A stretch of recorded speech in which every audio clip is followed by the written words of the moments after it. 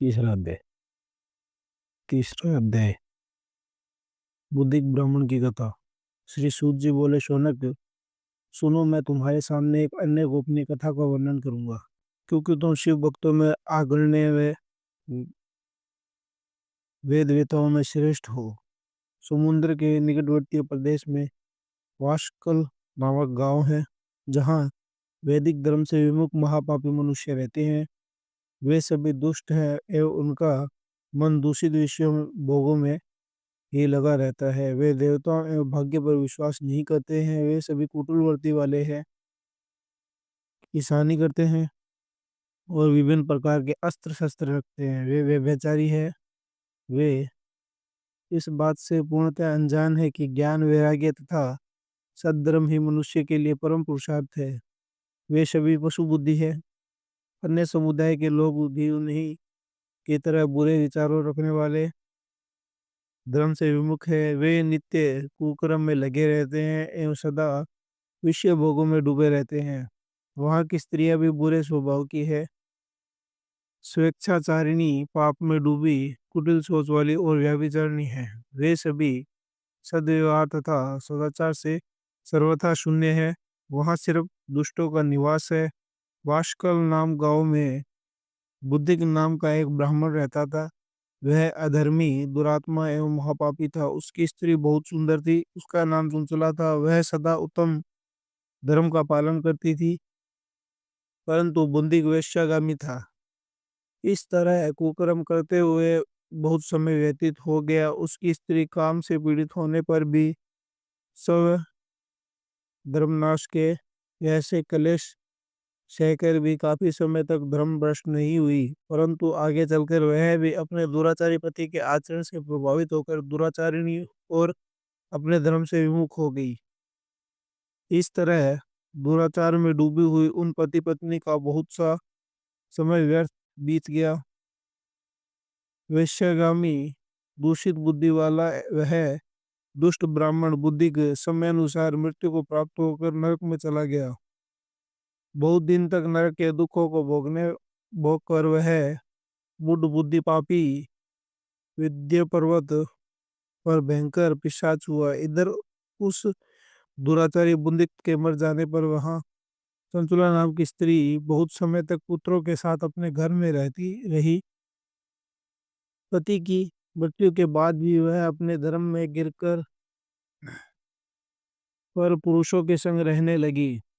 सतियां विपत्तियां में भी अपने धर्म का पालन करना नहीं छोड़ती। यही तो तप है। तप कठिन तो होता है, लेकिन इसका फल मीठा होता है। विषय इस सत्य को नहीं जानता, इसीलिए वह विषयों के विफल का स्वाद लेते हुए भोग करता है। एक दिन देवयोग से किसी पुण्य पुरुष के आने पर वहां अनेक भाई बंधुओं के साथ गोकर्ण क्षेत्र में गई। उसने तीर्थ के जल में स्नान किया एवं बंधुजनों के साथ यत्र तत्र घूमने लगी। घूमते घूमते वहां एक देव मंदिर में गई। वहां उसने ब्राह्मण के मुख से भगवान शिव की परम पवित्र एवं मंगलकारी कथा सुनी। कथावाचन ब्राह्मण कह रहे थे कि जो स्त्रियां व्यभिचारी करती हैं, वे मरने के बाद जब यमलोक जाती है, तब यमलोक के दूत उन पर तरह तरह से यंत्रणा कर देते हैं। वे उसके कामोग को तप लोह दंडों से दागते हैं। तप लोहे के पुरुषों से उसका संसर्ग कराते हैं। ये सारे दंड इतनी वेदना देने वाले होते हैं कि जीव पुकार पुकार कर कहता है कि अब वह ऐसा नहीं करेगा, लेकिन यमदूत उसे छोड़ते नहीं है। कर्मों का फल तो सभी को भोगना पड़ता है। देव, ऋषि, मुनि सभी इससे बंधित हुए हैं। ब्राह्मण के मुख से यह वैराग्य बढ़ाने वाली कथा सुनकर चंचला भय से व्याकुल हो गई। कथा समाप्त होने पर सभी लोग वहां से चले गए। तब कथा वाचने वाले ब्राह्मण देवता से चंचला ने कहा, हे ब्राह्मण, धर्म को न जानने के कारण मेरे द्वारा बहुत बड़ा दुराचार हुआ है। स्वामी, मेरे ऊपर कृपा कर मेरा उद्धार कीजिए। आपके प्रवचनों को सुनकर मुझे इस संसार से वैराग्य हो गया है। मुझे मूढ़ चिंतन वाली पापिनी को धिक्कार है। मैं निंदा के योग्य हूँ। मैं बुरे विषयों में फंसकर अपने धर्म से विमुख हो गई थी। कौन मुझे जैसी कुमार्ग में मन लगाने वाली पापिनी का साथ देगा? जब यमदूत मेरे गले में फंदा डालकर मुझे बांध कर ले जाएंगे और नरक में मेरे शरीर के टुकड़े करेंगे, तब मैं कैसे उन महायातनाओं को सहन कर पाऊंगी? मैं सब प्रकार से नष्ट हो गई हूँ, क्योंकि अभी तक मैं हर तरह के पाप में डूबी रही हूँ। हे ब्राह्मण, आप मेरे गुरु हैं, आप मेरे माता पिता हैं, मैं आपकी शरण में आई हूँ। मुझ अबला का अब आप ही उद्धार कीजिए।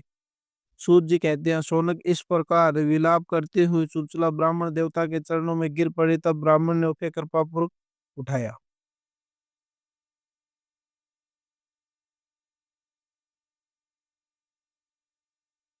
चौथा अध्याय।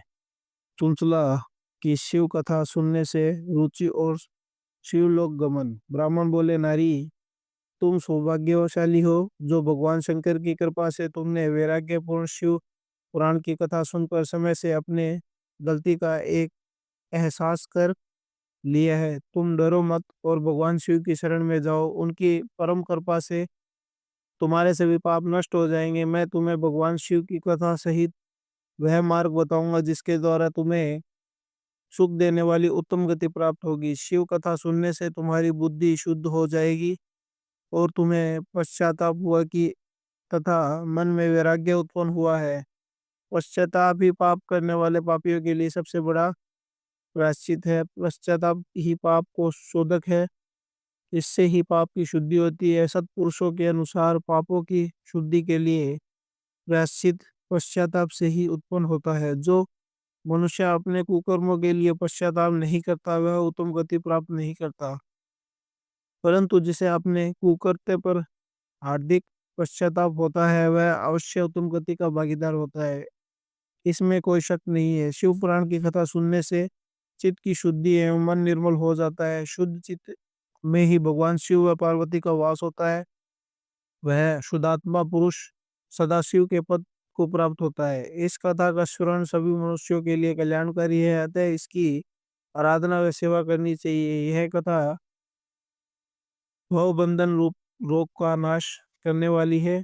भगवान शिव की कथा सुनकर हृदय से उनका मनन करना चाहिए। इससे चित्त की शुद्धि होती है। चित्त शुद्धि होने से ज्ञान और वैराग्य साथ के साथ महेश्वर की भक्ति निश्चय ही प्रकट होती है तथा अनेक अनुग्रह से दिव्य मुक्ति प्राप्त होती है। जो मनुष्य माया के प्रति आसक्त है वह इस संसार बंधन से मुक्त हो पाता है। हे ब्राह्मण पत्नी, तुम अन्य विषयों से अपने मन को हटाकर भगवान शंकर की इस परम पावन कथा को सुनने इसे तुम्हारे चित्त की शुद्धि होगी और तुम्हें मोक्ष की प्राप्ति होगी। जो मनुष्य निर्मल हृदय से भगवान शिव के चरणों का चिंतन करता है उसकी एक ही जन्म में मुक्ति हो जाती है। सूत जी कहते हैं, शौनक यह कहकर वो ब्राह्मण चुप हो गए। उनका हृदय करुणा से भर गया। वे धन्य ध्यान में मग्न हो गई। ब्राह्मण का उक्त उपदेश सुनकर चुंचला के नेत्रों में आनंद के आंसू छलक आए। वह हर्ष भरे हृदय से ब्राह्मण देवता के चरणों में गिर गई और हाथ जोड़कर बोली, मैं कृतार्थ हो गई। है ब्राह्मण शिव भक्तों में श्रेष्ठ स्वामी ने आप धन्य हैं। आप परमार्थदर्शी हैं और सदा परोपकार में लगे रहते हैं। साधो, मैं नरक के समुद्र में गिर रही हूँ, कृपा कर मेरा उद्धार कीजिए। जिस पौराणिक व अमृत के समान सुंदर शिव पुराण कथा की बात आपने की है उसे सुनकर ही मेरे मन में वैराग्य उत्पन्न हुआ है। उस अमृतमय शिव पुराण कथा को सुनाने के लिए मेरे मन में बड़ी श्रद्धा हो रही है।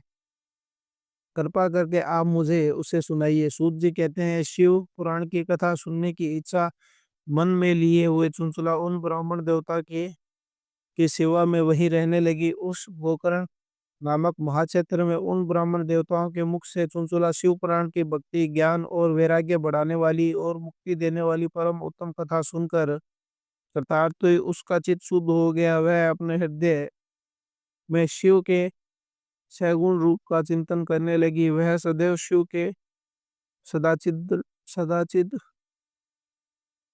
ननंदमय स्वरूप का स्मरण करती थी। तत्पश्चात अपना समय पूर्ण होने पर चुंचुला ने बिना किसी कष्ट के अपना शरीर त्याग दिया। उसे लेने के लिए एक दिव्य विमान वहां पहुंचा। वह विमान शोभा शोभा साधनों से सजा था एवं शिव गणों से सुशोभित था। चुंचला विमान में शिवपुरी पहुंची, उसके सारे पाप धुल गए, वह दिव्यांगना हो गई।